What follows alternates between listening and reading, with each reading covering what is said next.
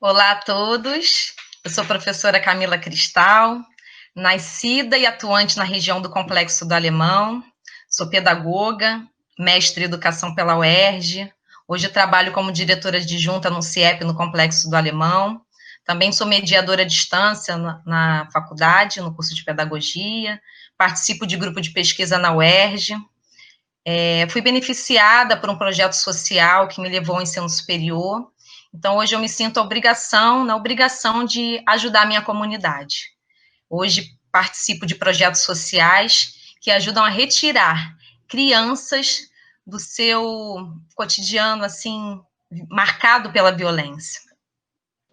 Olá, eu sou Cauã Raymond Marques, eu sou ator, produtor e estou muito honrado de poder hoje conversar com a Camila, que tem uma história de vida muito bonita, uma trajetória linda, e entender um pouquinho mais como ela conquistou tudo que ela está conquistando, que ela já conquistou, e o que ela planeja para o futuro dela. Vamos conversar, Camila? Gratidão, vamos sim. Vai dar certo hoje. Camila, conta um pouquinho da sua trajetória, para todo mundo que vai nos assistir e que está nos assistindo poder entender um pouquinho a longa caminhada que você teve até agora. Então, eu nasci em Olaria, meu pai é feirante, carioca, minha mãe é paraibana, então a gente sempre teve uma vida muito simples, né? Meu pai feirante, e desde cedo, desde os 12 anos de idade, eu fui para a feira trabalhar com meu pai, nos bairros próximos, também trabalhei na Feira Hippie de Ipanema, para poder ajudar a custear meu curso de inglês, minha aulinha de dança, enfim. Trabalhei como atriz durante um período, fazendo teatro também, até os 20 anos, fui recreadora infantil, até que eu fiz o normal, no ensino médio, e comecei a trabalhar como professora. E de lá para cá, eu venho atuando dentro da educação, me especializando, enfim. E hoje eu trabalho com projetos sociais, que é o Anjos do Bem, que é um comitê da ONG Ação da Cidadania, criado pelo Betinho, e faço de tudo, assim, pelas minhas crianças do Complexo do Alemão. É uma vida, assim, dedicada mesmo a essas minhas crianças, às minhas famílias. É isso. Para quem está assistindo a gente agora, eu e a Camila, a gente já tentou ter essa conversa, mas a gente passou por um problema aí de conexão.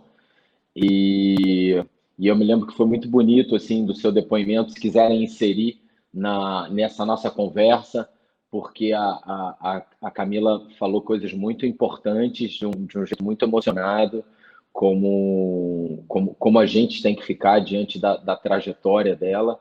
Então, eu lembro que você contou um pouquinho dos Anjos do Bem, eu falei que você era, na verdade, um anjo do bem, e que essas crianças têm muita sorte de terem você olhando por elas. E você falou também da luta dos seus pais que te ajudaram a conquistar essas coisas, de como você gostaria de ajudá-los a sair dessa situação dura, ainda mais agora com a pandemia no Brasil e no mundo inteiro, mas o Brasil realmente está passando por um momento mais delicado comparado a muitas nações. E eu queria entender como os seus pais ajudaram você nessa trajetória, te ajudando a ficar longe de problema, longe de droga, longe de confusão. Como foi importante a educação deles e os valores que eles passaram? Então, meu irmão, eu sou filha de pai feirante, carioca, minha mãe é paraibana, e veio para cá muito veio para cá muito cedo, né? Tentar a vida, casou com meu pai cedo. Então, vim de uma família super humilde, estudei em escola pública, e aos 12 anos eu já trabalhava com meu pai na feira, ajudando. né? Trabalhei na feira que vende frutas, legumes, e também trabalhei na feira hippie de Ipanema, aos domingos. E assim eu fui podendo pagar meu cursinho de inglês, pagar meu cursinho de dança. Também trabalhei como recreadora infantil, trabalhei como atriz, fazendo no teatro profissional mesmo, aos finais de semana. Foi um período mais feliz da minha vida. Foi onde eu despertou o gosto pela leitura. E fiz o ensino médio, formação de professores, me tornei professora, já comecei a trabalhar desde cedo. E aos 20 anos entrei na faculdade, mas fui beneficiada por um projeto social aqui da área. E depois que eu me formei, eu senti na obrigação de dar um retorno para a minha comunidade. E se eu tivesse tido a oportunidade hoje que eu ofereço para as crianças no projeto social, eu acho que eu estaria melhor, sabe? Porque criança tem que ter oportunidade. E assim, o Anjos do Bem, que é o projeto que eu idealizei em dezembro de 2014, ele é um comitê da ONG Ação da Cidadania. Na verdade, eu vi as crianças na TV, porque teve um desastre no Complexo do Alemão, as chuvas de verão derrubaram algumas casas e todos ficaram na Vila Olímpica. E assim que eu vi as crianças lá, eu me desesperei. Aí comecei a juntar comida, roupa, água, fui lá levar, conversar. E no dia do Natal eu levei o Papai Noel junto com um grupo de amigos. E cada amigo que me ajudava, eu chamava de anjo. Obrigada, meu anjo, obrigada, meu anjo. E aí surgiu Anjos do Bem, porque a gente se une em prol do bem do próximo, né? Então, foi uma oportunidade, assim, maravilhosa de começar um trabalho. Criamos uma sala de leitura, criamos atividades como jiu-jitsu, capoeira, oficina de modelos negras, reforço escolar, aula de dança, tudo com voluntários. São todos meus amigos, parceiros, enfim, é a galera que mora na área, que tem disponibilidade, está lá comigo, e aí a gente dá uma esperança, né? É um trabalho de formiguinha, mas cada vez que a criança participa, é a hora que a gente orienta, é a hora que a gente escuta um desabafo do cotidiano de violência que elas vivem, e é a hora que a gente atua com firmeza na orientação, de dar uma luz, uma esperança, de mostrar que há possibilidade de mudança. Esse é o trabalho que a gente procura fazer, de transformar vidas. Que lindo. Camila, quando você fala, eu vejo que ao longo da sua trajetória você teve muito foco, pelo que eu percebo, teve muita determinação. Você com certeza tinha algumas portas à sua frente ao longo da sua caminhada e foi abrindo as portas para se tornar um anjo do bem, né? Porque se você encontrou tantos anjos, a primeira anja era você, né? E ao que você acha que se deve isso? Porque eu vou falar da minha própria trajetória. Minha avó era empregada doméstica, ela adotou a minha mãe e a minha tia sozinhas. A minha avó é aleijada, ela está com 99 anos agora. Ela não adotou casada. A minha tia era esquizofrênica, foi assassinada no antigo Doutoreiras, que era um hospício que tinha ali em Botafogo. E eu percebo, não comparando a minha trajetória de forma alguma, pelo contrário, a sua trajetória é muito linda e, como eu disse, é um arco dramático incrível, quase singular. Eu vejo que ao longo da minha caminhada eu fui abrindo portas que me possibilitaram subir cada vez um degrau a mais e não descer um degrau, como a gente vê muitos jovens se envolvendo com droga, com violência. E no meu caso eu percebo que o esporte me deu a mão, que eu encontrei no esporte ali respeito à hierarquia, que eu encontrei ética, que eu encontrei honra, que é uma palavra quase de gibi hoje em dia, quase de história em quadrinho, porque eu vejo jovens, eles nem... Outro dia minha filha me perguntou o que é honra, e eu tive até dificuldade de explicar, que era um sentimento muito presente no início da minha trajetória como atleta, assim. Ao que você acha que se deve esse seu foco? Foi a influência dos seus pais? Foi a influência de um pai, de um avô, de uma mãe? Foi o sofrimento deles? Ou você acha que era uma característica sua mesmo, já desde novinha? Esse foco é uma característica minha, desde novinha. E ver o trabalho que meu pai tem, né, é surreal. Meu velho hoje está com 69 anos.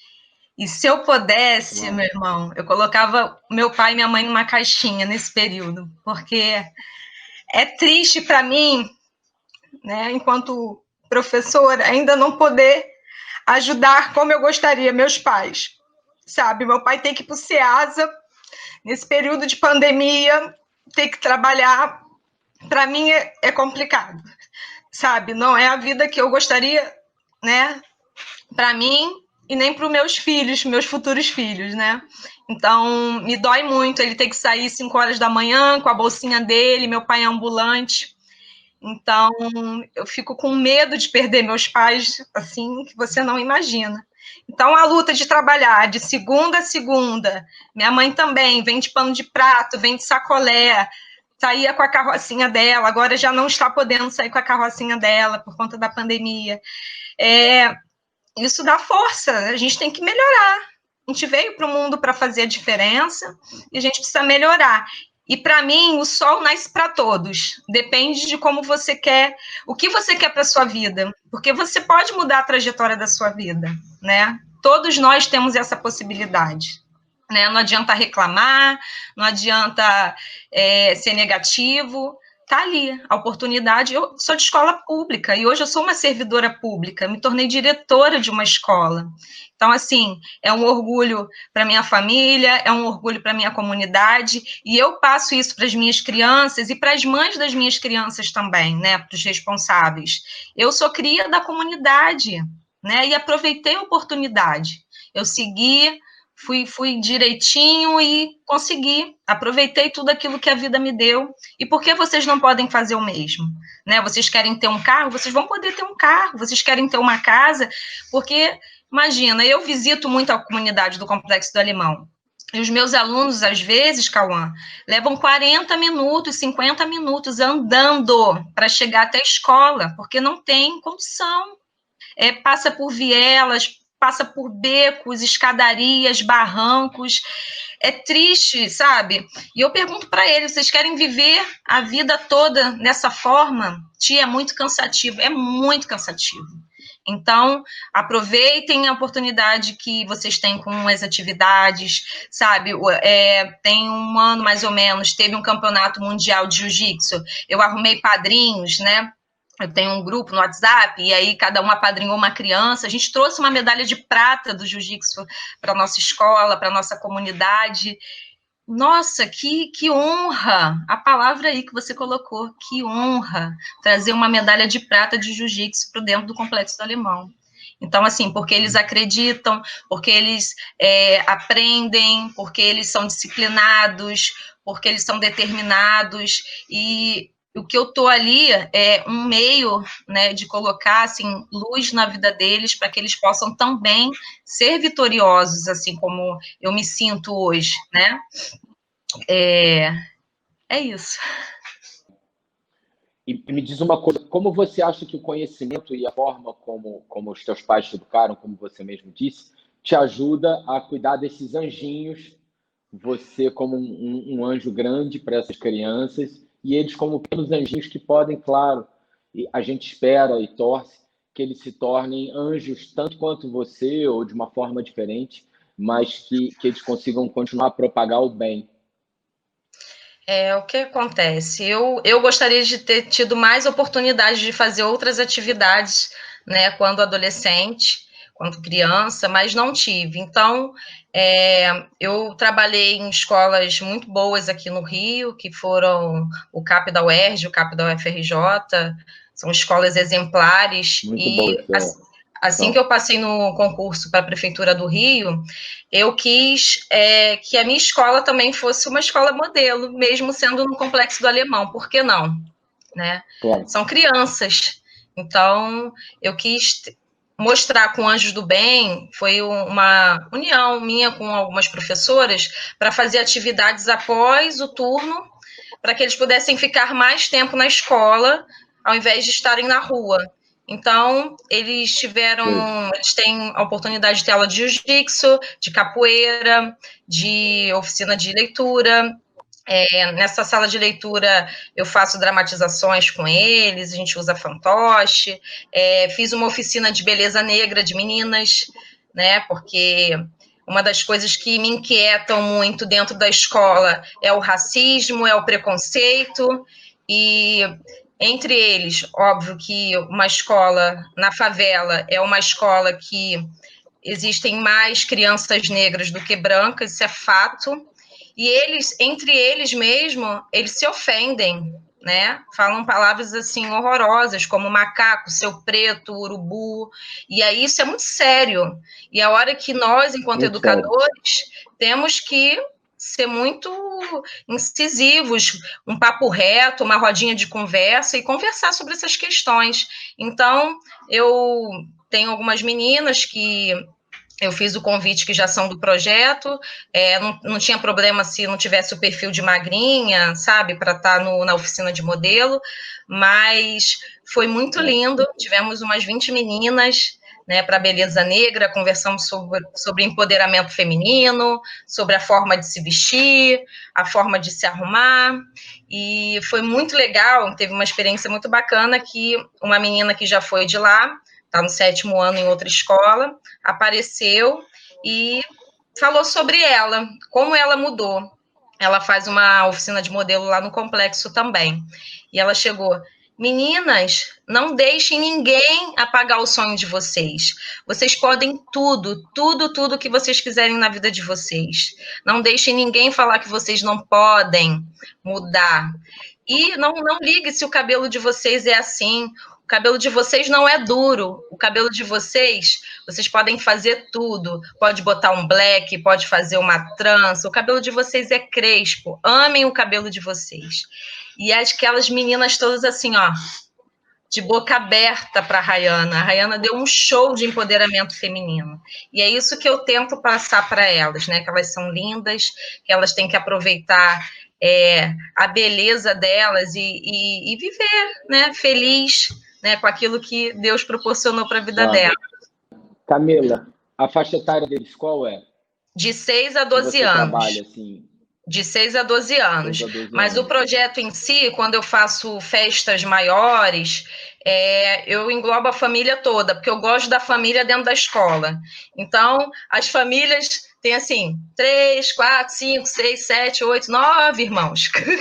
Então, eu abraço todo mundo para que todos possam estar dentro da escola comigo. Faço festa para a família vir, participar. Entende? Eu gosto de todo mundo perto de mim. E é importante a família. A criança também se sente amada, se sente querida, se sente valorizada quando a família está dentro da escola, né? Alguns pais ainda não entenderam muito isso, mas o nosso papel é insistir nisso, sabe?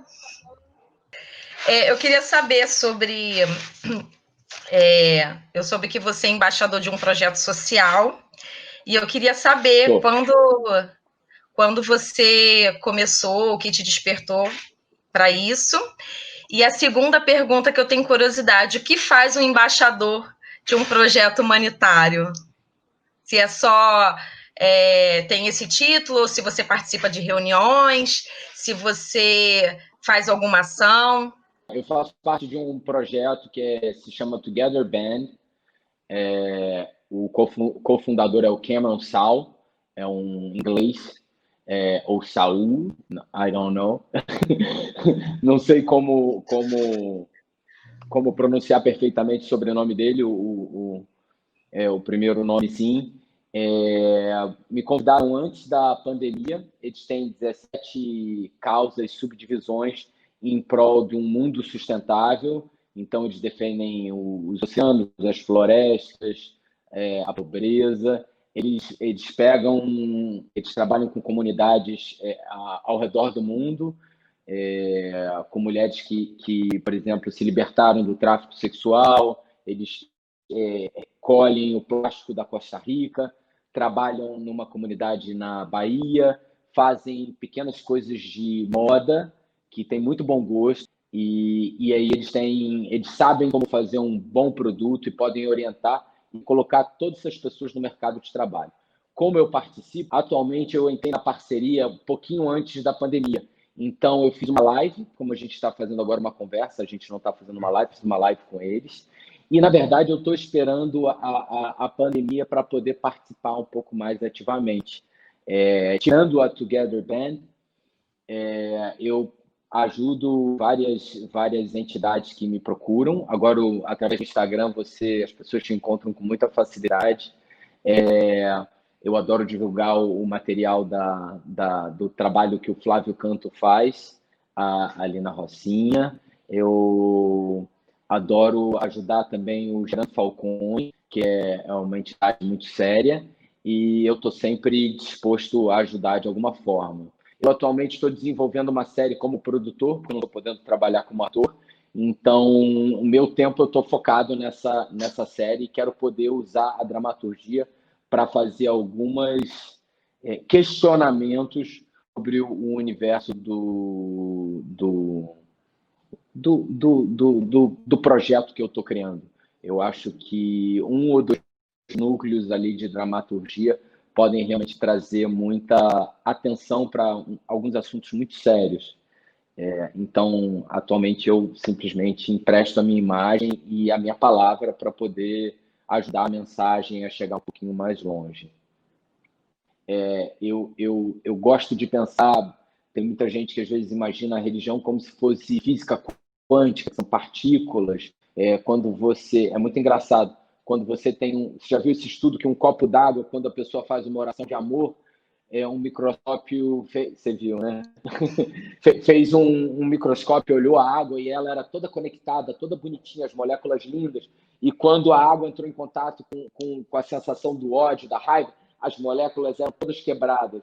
Então, esse tipo de pensamento começou a ampliar um pouco o meu pensar, assim.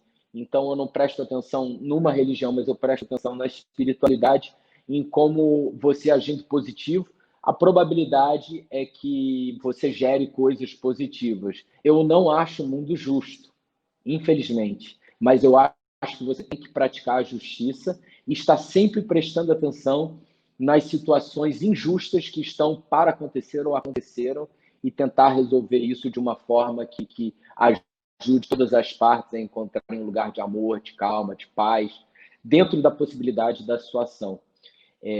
Qual a sua religião? Eu falei pra caramba e não te perguntei, porque dá pra ver que você é uma pessoa muito conectada. Eu vim de base católica, fui por muitos anos católica, tinha intenção de ser freira, né? Mas gostava muito, era muito atuante na igreja.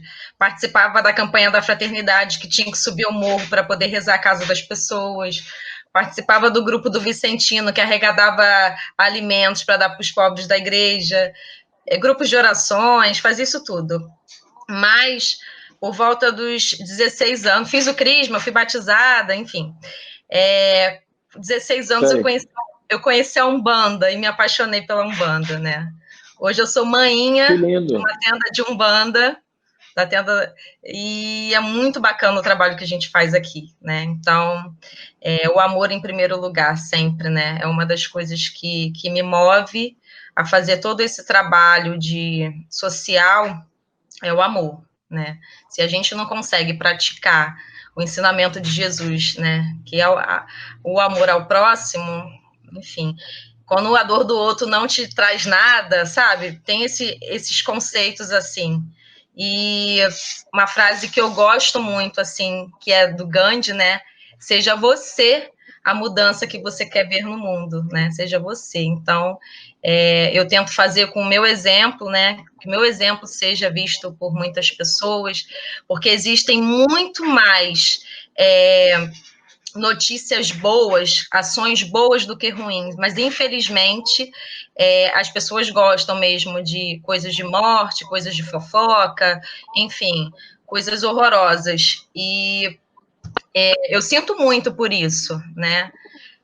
quando a gente publica coisas boas, a gente ganha poucas curtidas, né? Não interessa muito o bem que você faz o outro, mas mesmo assim continue fazendo, né? É um exercício, não é fácil, né? É difícil você levantar para poder fazer o bem, porque às vezes acontece tanta coisa para te interferir, mas se você vai com amor, aparece anjos do seu lado que possam te ajudar e te guiar a você cumprir a sua missão. A minha missão é essa, de fazer o bem para a humanidade. Não vim para cá para passeio, nada. E é muito bonito assistir você agora falando e ver o quanto você transborda de amor, né? Eu gosto de me guiar em relação à tolerância, assim, de estar sempre me perguntando se eu estou tendo alguma atitude que pode estar fazendo mal a alguém. É uma crítica que eu faço constantemente. E fico me perguntando também de se a pessoa fez uma escolha, ela está fazendo mal para mim, não está fazendo mal para ninguém. Eu posso até, às vezes, organicamente, não concordar, mas se ela está feliz e ela encontrou paz nisso, não está prejudicando ninguém à sua volta, ela tem direito de seguir o caminho dela e continuar a fazer o bem para ela, porque ela automaticamente vai fazer o bem para as pessoas à volta dela. E eu acho que esse é um dos maiores conflitos do mundo. Eu não falo nem do Brasil, sabe, Camila? Quando eu vejo a intolerância religiosa, as guerras por conta da religião, isso me machuca muito, assim, de ver que o ser humano ele quer impor o seu pensamento no outro. E em muitos momentos ele não está convidando o outro para uma conversa e para um diálogo, porque às vezes na conversa você muda a opinião da pessoa, como você mesmo disse, quando você fala com amor, quando você fala com cuidado, com empatia, com compaixão, você às vezes inaugura no outro a possibilidade de mudar o ponto de vista dele. Isso às vezes pode não acontecer, como muitas vezes não acontece, mas mal não vai fazer. Eu acho muito perigoso no mundo atual quando a pessoa quer impor a religião, forma de pensar, ou a orientação política. A gente vive um momento super delicado no Brasil, em alguns países do mundo também, em relação à orientação política. Então, eu acho que eu sou um ser humano, um anjo muito do bem. Procurei saber um pouco de você também, né? E vi no seu Instagram que você tem feito lives com pessoas super importantes. E o que te deu, assim, de usar a sua visibilidade para ter assuntos tão pertinentes mundialmente? Olha, primeiro foi a inquietação de ficar em casa, não estar podendo trabalhar. Isso me deixou inquieto. Assim, eu sou um cara muito ativo, assim, gosto de andar para lá e para cá e tal. E aí eu encontrei essa forma de continuar a me comunicar com o meu público, além de ficar... na verdade, fiquei um pouco inseguro, assim, porque tem tanta gente passando uma situação delicada, mas principalmente no início da pandemia, assim, tinha eu não sabia o que postar, assim, eu ficava um pouco até envergonhado de ter uma foto minha. É claro que é comum, principalmente no Instagram, mas eu quis ter conversas que me intrigavam, conversar com pessoas que podiam trazer uma luz, e eu queria entender o que era sucesso. É uma das coisas que eu pergunto todas as vezes que eu converso com alguém, porque eu acho que a juventude tem uma noção do que é um tipo de sucesso, mas eles não sabem, eu acho que às vezes eles nem imaginam que sucesso é super relativo. Às vezes o cara que tem 3 aviões, tem milhares de carros, palácios, etc., esse cara não encontrou paz no coração. E às vezes uma pessoa que tem um emprego estável, que tem uma família amorosa, como agora deve estar sendo a salvação de muitas pessoas que estão sem sair de casa. Essas pessoas, às vezes, são mais bem-sucedidas. Então, eu sei que o ser humano é imperfeito e a gente tenta se guiar e guiar as pessoas à nossa volta falando coisas boas para levar a uma harmonia, a um momento de calma, assim. Mas eu queria entender dessas pessoas o que elas achavam, como elas estavam lidando com tudo e como elas podiam influenciar positivamente as pessoas que estavam em casa. Porque quando você conversa, como a gente está conversando, é, surgem ideias, às vezes vêm coisas espontâneas que as pessoas não estavam pensando, e essas ideias e essa espontaneidade podem ajudar os outros. Entendi. Você falou assim de sucesso, eu pensei aqui em umas coisas, né? Às vezes eu me questiono assim, né? Para que eu vim aqui para esse planeta, né? Qual é a minha missão aqui? É estudar, trabalhar, ganhar dinheiro, comprar casa, comprar carro, comprar roupa?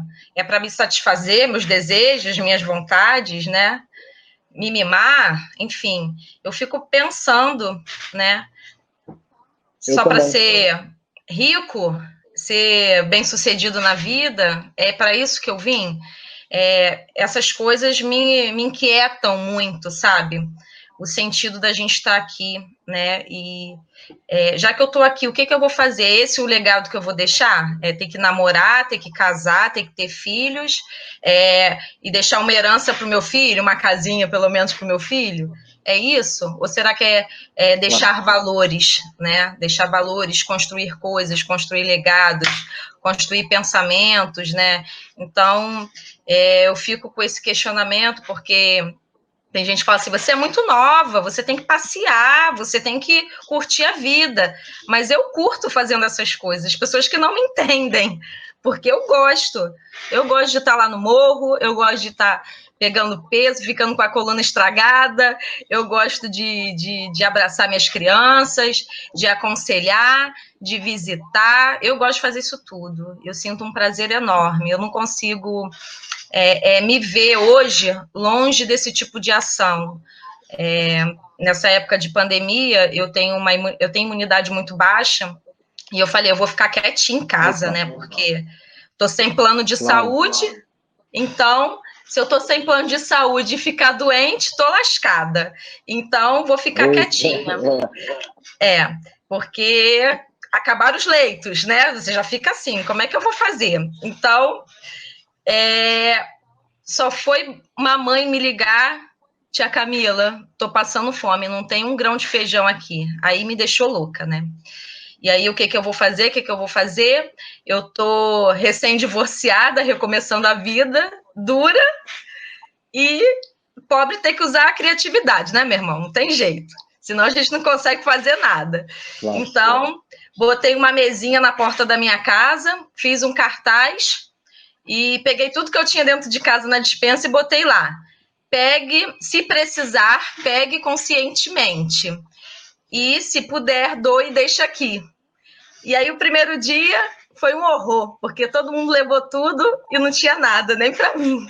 Eu falei, meu Deus, o que eu vou fazer agora? Aí, fui no mercado, aí comprei para o segundo dia. Aí, a esperança. Uma vizinha botou 1 litro de leite, parou um carro, deixou 1 quilo de arroz. Eu falei, agora, a hora é essa. Aí, tirei foto, publiquei no Facebook, pedi ajuda, e aí começou. Aí tinha gente que deixava bolsa de compra aqui, 2 bolsas, 3 bolsas, 8 bolsas. Tinha gente que transferia um dinheirinho que morava de longe, que me conhece já das ações, compra aí no mercado. E aí eu arrumei um amigo para me ajudar para comprar no mercado. Cauã, nesse período, eu já consegui distribuir 200 cestas básicas, assim. E, assim, eu fico muito, muito, muito feliz de ter pessoas que acreditam nessa missão, porque eu sou só um ícone, assim como você está sendo, né, para tantas instituições. Eu sou aqui do meu bairro e consigo agregar isso, e eu consigo 200 sorrisos, 200 muito obrigada, e, cara, isso é maravilhoso. Me lembra uma frase assim linda de São Francisco, né? Comece fazendo o necessário, depois faça o possível, e de repente estará fazendo o impossível. E para mim, essa frase remete isso que eu vivi nessa pandemia, de fazer o impossível, né? Porque você acha assim, eu não tenho nada, como é que eu vou ajudar? Cria, as coisas acontecem. Quando a gente quer muito, a gente joga para o universo e vem, e como veio para mim. E, assim, eu estou muito feliz, porque as minhas crianças de lá, elas dependem da alimentação da escola, né? E tá um problema sério, né, que vai doa cesta para alguns, tem que preencher link, tem crianças que recebem cartão com algum valor, mas tem umas que não receberam, e assim, não me importa nada disso, importa o que eu posso fazer enquanto ser humano para poder ajudar eles, porque eles estão precisando agora, né? Como o Betinho fala, quem tem fome tem pressa. E, assim, duas coisas importantes aconteceram com essas mães. Umas que eu já ajudava, eu liguei para perguntar se estava precisando, e elas receberam esses benefícios aí do governo, e falou, tia Camila, não precisa não, dá para quem precisa, porque eu sei que tem gente que não conseguiu o benefício. Então, isso eu fiquei muito feliz com essa honestidade delas. E durante um período de 2 semanas e meia, também elas deram uma sumida, e eu fiquei preocupada, porque eu estou monitorando para quem eu estou dando, estou anotando, né? E aí elas falaram, liguei para saber também. Não, tia Camila, a gente recebeu o Bolsa Família, tá dando para segurar. Quando precisar, a gente liga para a senhora. Então, assim, realmente o povo de lá tá pedindo quando tá precisando mesmo, sabe? Isso não é brincadeira. A criança Muito gritar. honesto, né? A criança gritar que tá com fome. Eu já tive mães assim, tia Camila, só tem água na minha geladeira, água e açúcar. Eu falei, que isso? E aí eu vou, subo a favela, subo o morro, passo por tudo quanto é coisa que tem que passar de esquisito, e chego lá, só tem água e açúcar. E às vezes, Cauã, a gente quer ajudar a África, a gente quer ajudar não sei aonde. Nossos irmãos estão do nosso lado, estão precisando de socorro, estão precisando de ajuda. Passei por muitas dificuldades e não consigo imaginar o que é só ter água na geladeira, assim. Mas eu acho que uma das coisas que mais me tocou, porque, infelizmente, a gente sabe que isso acontece constantemente em muitos países do mundo, e aqui no Brasil, você não precisa, como você mesmo disse, os nossos irmãos estão passando por isso, né? E eu quero te perguntar, como é que você lida com os casos de violência contra as crianças, ou às vezes até de violência doméstica contra a mulher? Você deve presenciar isso muito. Eu sei que a gente está no momento, graças a Deus, que as pessoas estão fazendo denúncias, as mulheres estão mostrando o que está acontecendo, criando coragem, saindo desse jogo manipulativo, esse jogo do medo, esse jogo que faz com que a pessoa não tenha coragem de falar para o mundo e para as pessoas à sua volta o que está acontecendo, de não procurar a polícia ou qualquer organização ou qualquer um que possa ajudá-la a sair desse inferno que é a violência dentro de casa contra a mulher e contra as crianças, né? E eu queria saber como você orienta essas pessoas, você encaminha elas para alguma outra instituição. Como é o seu trabalho em relação a isso? Então, um tempo atrás, eu criei o Clube de Mães, pelo Anjos do Bem, que é um clube que agrega as mulheres do complexo, né, as mães dos alunos da escola, especificamente. E eu convido todo mundo, mas sempre aparece umas 40 e poucos mulheres. E aí, junto com uma amiga minha que é nutricionista, enfermeira também do serviço público, a gente monta o que a gente vai falar, o tema, e aí eu levo café da manhã, levo sempre um brinde, para que seja um momento de mulheres que seja muito agradável.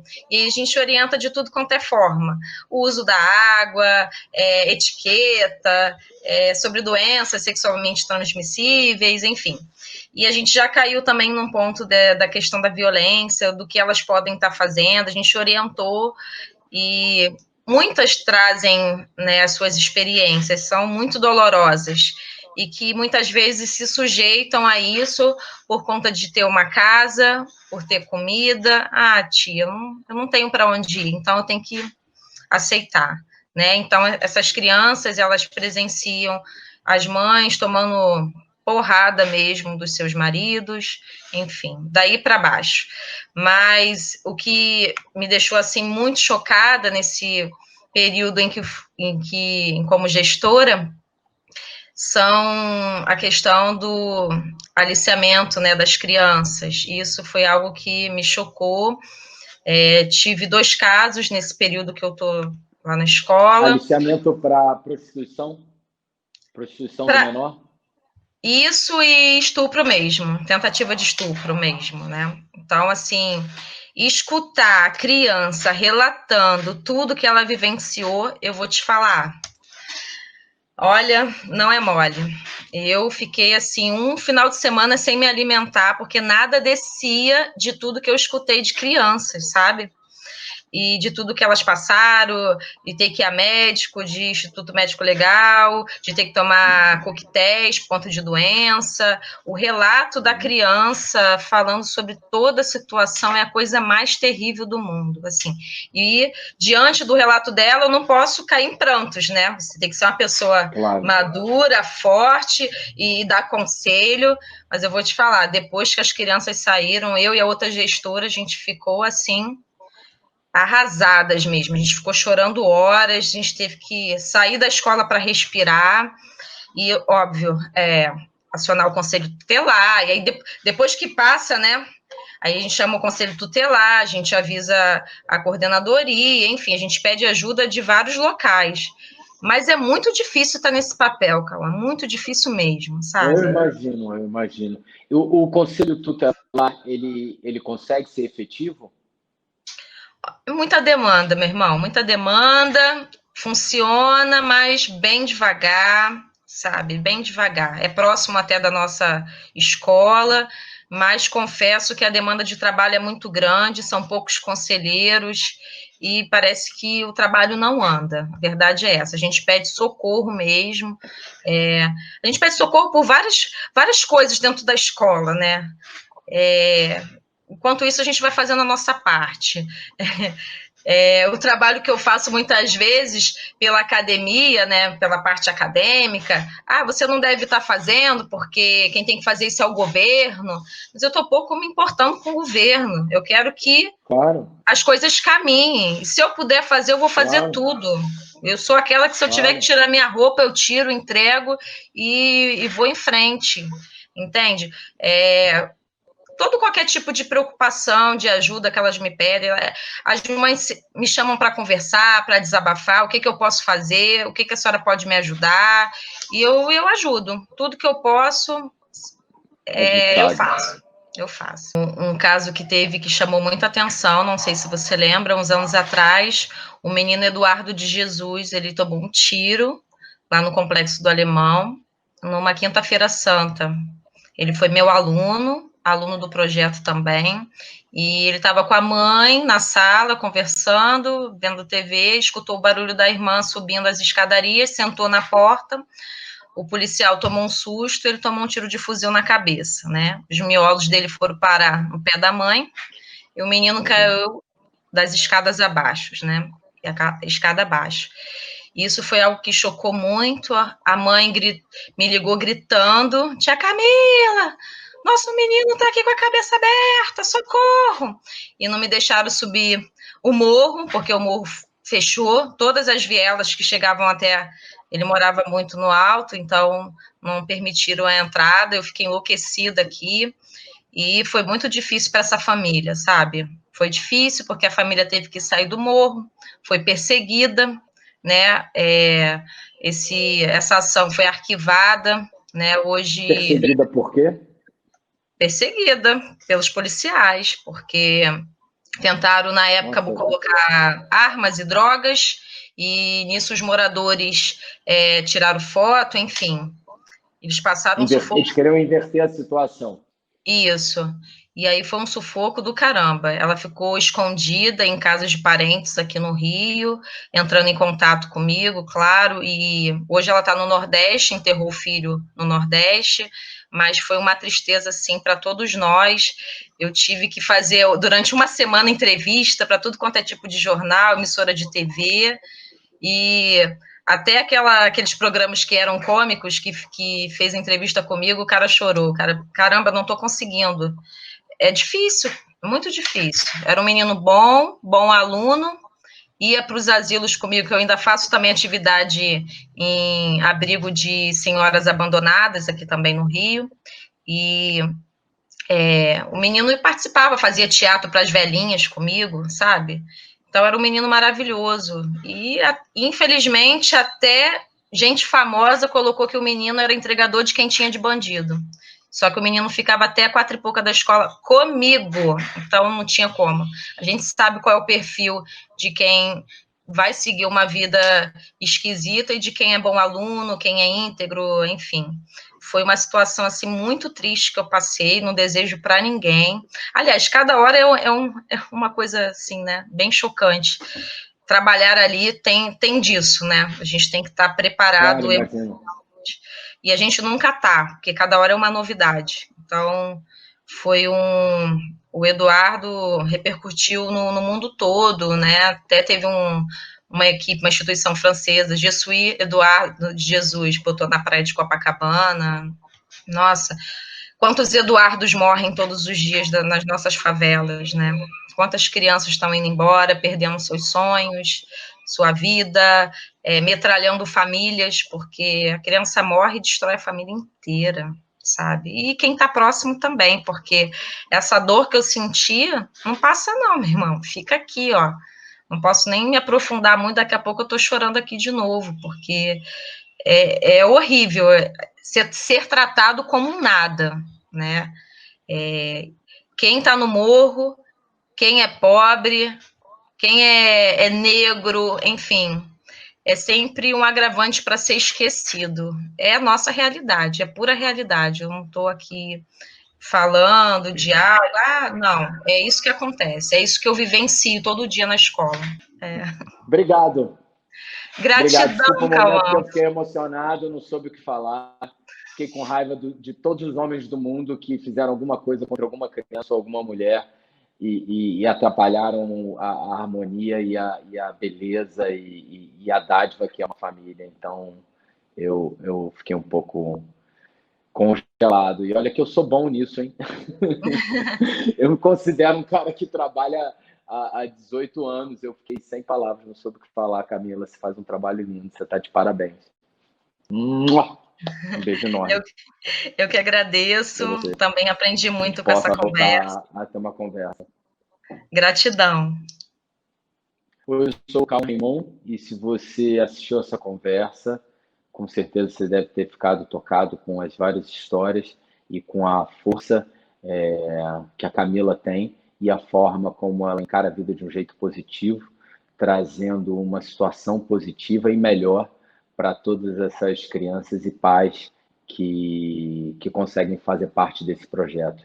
Então, por favor, faça a sua doação aí no site da Liberatum.